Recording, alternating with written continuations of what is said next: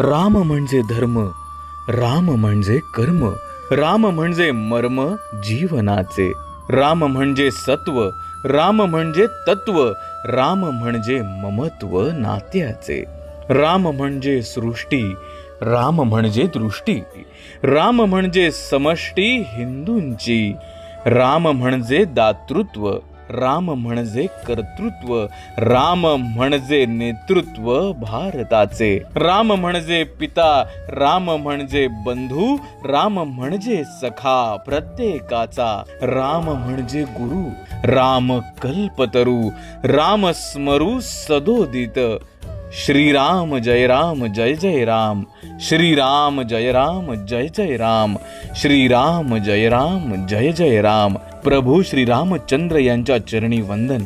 सर्वांना रामनवमीच्या हार्दिक शुभेच्छा।